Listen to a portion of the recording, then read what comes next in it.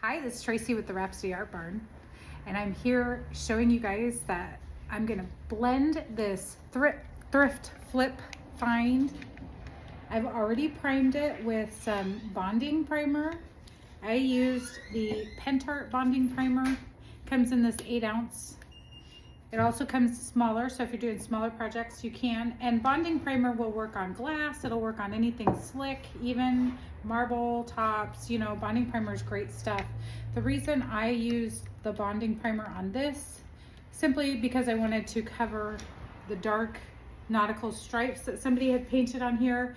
And I don't know what paint they used. I think it might have even been like a standard latex or something, so it was kind of shiny. And so the white from the bonding primer, 2 coats, also the paint was on really well, so I wanted to use something that stuck down for the next layer, covered, but also in case it was slick and shiny from the acrylic paint, smoothed it out too.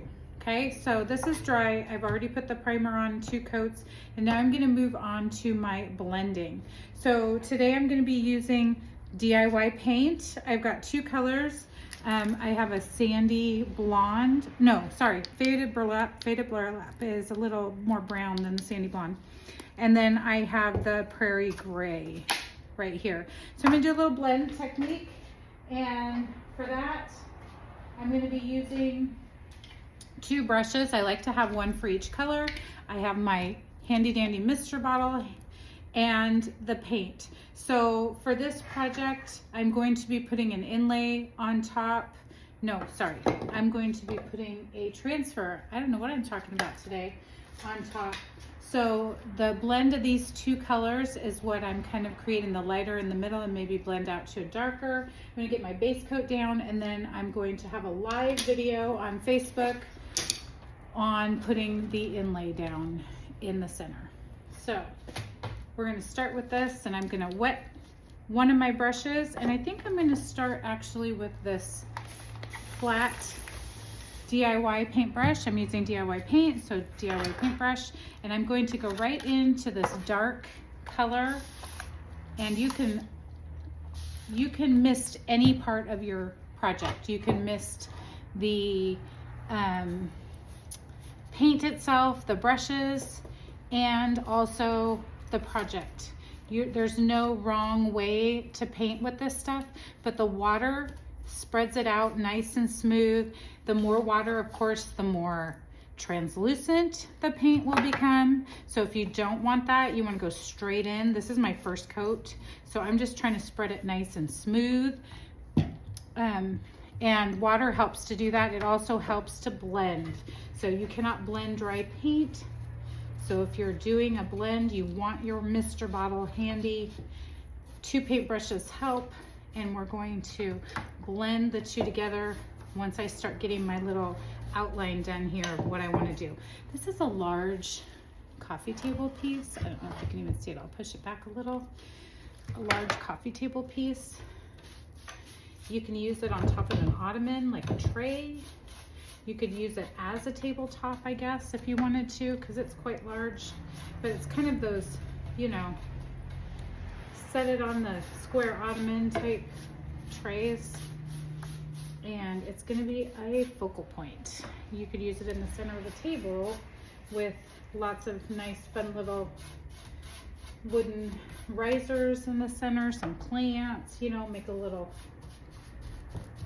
centerpiece with it, on top of it, inside of it. That would be cute. But for me right now, I'm just going to decorate it real neutral so it can go in anybody's house. I'm not going to do the outside edges for you guys right now, so you won't see that part. I'm just going to show you. This is going to be my rough draft. It's my rough outline. Again, if this paint I already wet a little bit, and so it's going on nice and smooth. I'm keeping my hand in it, but other than that, it's going on perfectly smooth, just straight out of the container.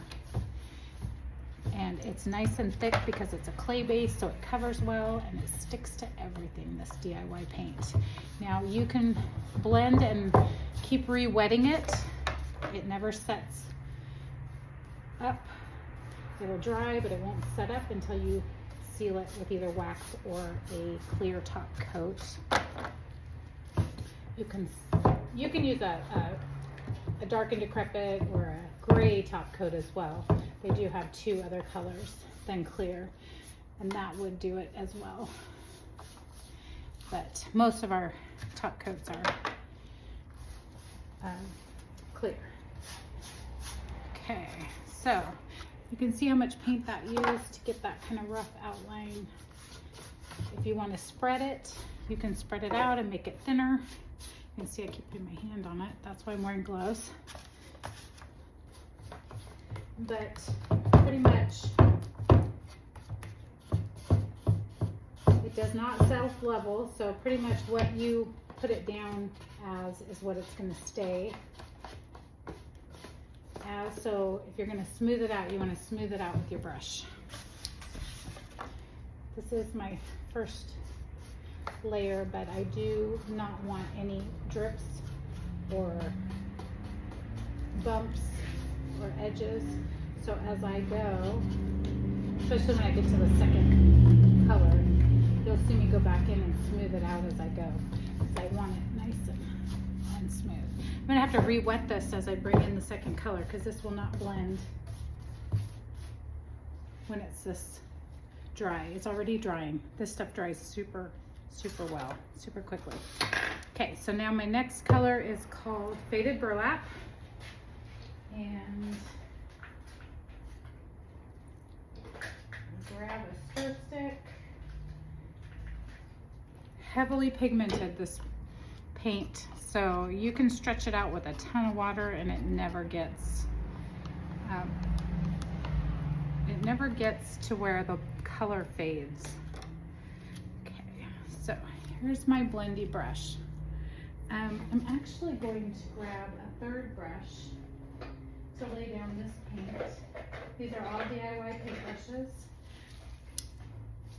And then I'll use this as a blendy brush. So I'm going to re-mist my paint now because it's starting to dry, and I don't want it to dry like it is.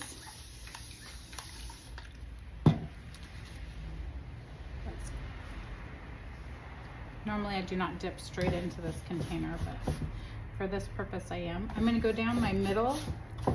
This is how I like to do it. I'm going to go down my middle first. Of course, those blue lines down there, even with that primer, are still showing through. So this is going to be a 2 paint blend, 2 coat blend.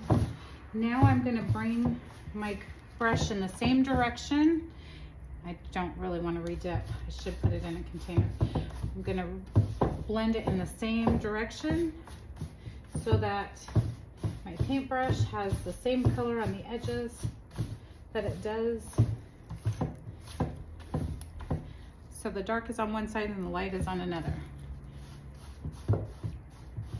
Okay, so I'm going kind of in a circle, but I'm moving my brush also in that same circle so that I don't bring too much dark into my light. Unless I want to, but that will give us kind of that blended, smooth, creamy in the center. If you end up getting some on your brush, it's good to have paper towels or baby wipes handy. Then just wipe it off a little bit with a wet, damp paper towel or baby wipe. And then you can go back in and add some of the dark back in if it becomes too light on the outside. I actually like that the light is on the outside a little more, so I may end up bringing some more of this light color Faded Burlap into the Prairie Gray and blending it a little bit more than I was going to on the outer edge. It was pretty dark on the outer edge. So I'm still gonna leave that creamy, dreamy area in the center. And for that, I do want to wipe again my brush Get a little bit more in the center. Now I'm going to take my fluffy third brush and I'm going to lightly, very lightly, smudge my edges. Smudge them up.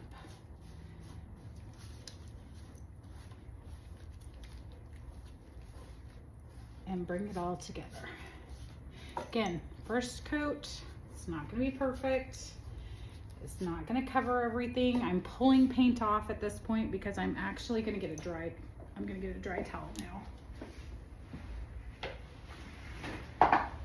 Because I'm actually going into dry paint. The paint is starting to dry and I don't wanna pull off too much.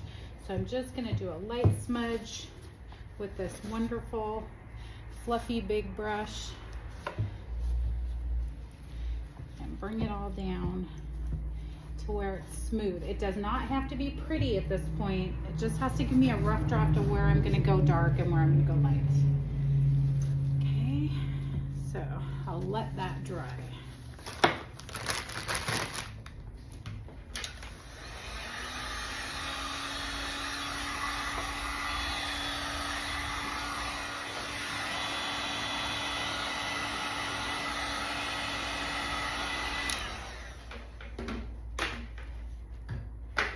Okay, you can tell when this paint is dry from the variation in color. See how dark that little corner is? That's still wet. And how light this is. This paint goes on, then it dries a couple shades lighter. Then as you seal it, it will actually go a shade darker. So kind of in between. So you can still see that it's a first coat because you can see underneath that paint there's some white in there, but it does do a very nice job of covering and adhering to any surface. So I'm going to go back and do what I did before, which was to add, actually I need to cover that, which is to add some prairie gray. It shouldn't take as much as the first time. I mean, shouldn't, relative, right? But it shouldn't take as much as the first time because you're doing a second coat. But this one is such a large piece. We'll see how it goes. Now you want it to be nice and, see now it's not spreading as smoothly, so I'm gonna wet my brush. You want it to be nice and dry before you add the second layer. If you go in too soon, again, you'll be rubbing paint back, taking it off instead of adding it. So this time I'm going to stay a little closer to the edges. I don't want to blend too far into the middle. I've decided I'm gonna have the edges be darker and I wanted a little bit of that blend in the mid-range, but not as much as I had first put on. So I'm kind of fixing that up. I'm gonna cover up all my boo-boos here so you can see. I'm going to get a nice smooth coat because this is my final coat. I want my coat to be applied, and then I want to go back in with a light touch and plenty of paint and lightly smooth it out so that there are no bumps and lumps.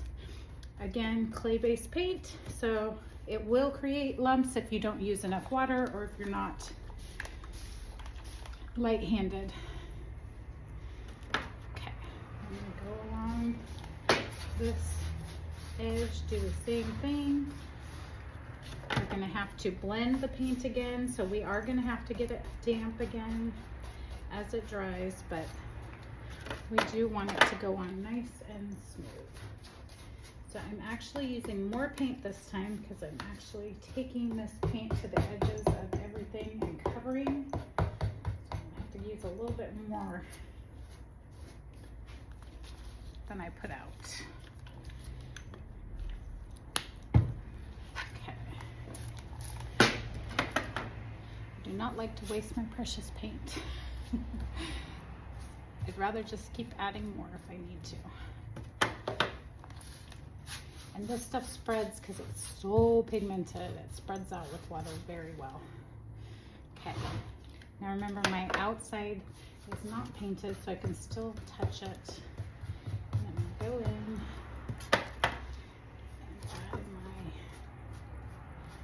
add my color, my second coat.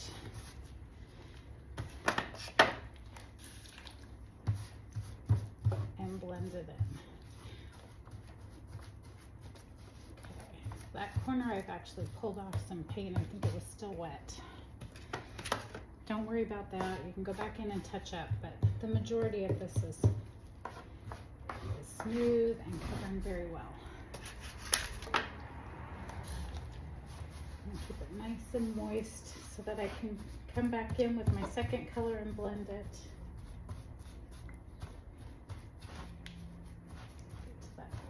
It's also pulling on this corner too, so I wonder if it just didn't get dry enough in the corners. Okay. Smoothing it out. Very easy to paint with this paint, very easy to blend with this paint. It's actually the best blending paint, I swear. But you do have to smooth it out yourself.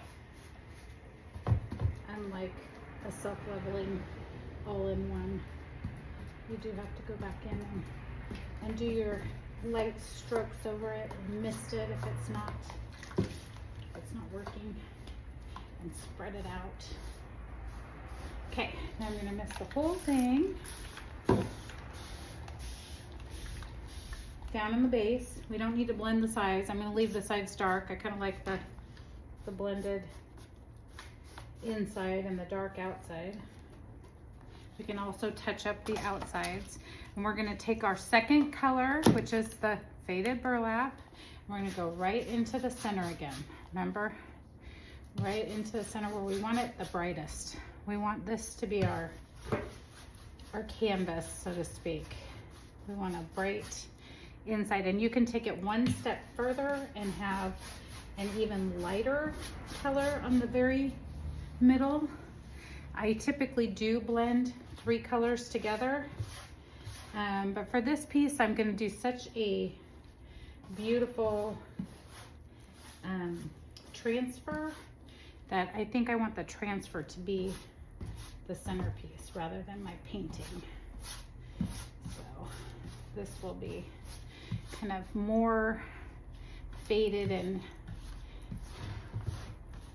in the background. Here we go with the blending. So I'm taking it around the edge, keeping my brush in the same direction, so it's always got the dark on the inner corner there. I'm bringing it all the way to the outside and lightening the whole thing up and smoothing it out. Keeping my brush the same direction. And then if it gets too gunky or built up, I'll just wipe it back with a baby wipe and go back in. So now, it's starting to dry in the center. So I'm gonna add some more water. I see a little brush hair, something hair, probably my hair. My hair is so puffy right now. It was raining, puffed my hair all up. Okay, now I'm gonna take our blending brush. That should be dry, but we've already used it in succession. If you're doing this at home, let each layer dry in between. It's much easier. I'm doing it all at once, so. And we're gonna clean line this all the way across, taking any little bloops out, any little imperfections out of the paint. And we're just gonna blend right over the top. I am finding hairs everywhere right now. Okay. Any imperfections out now. Adding water if you need it. I'm kind of dry blending a little because I've built up some of my paint. I don't want it to look built up and too thick in areas, so I'm just doing the same thing I did before, wiping back some of my paint and blending it together with this third brush, the dry brush. It's not really dry right now. Okay, so see how it's blending in. You can get it as smooth as you want using the brush, using water. I kind of want it to be a little bit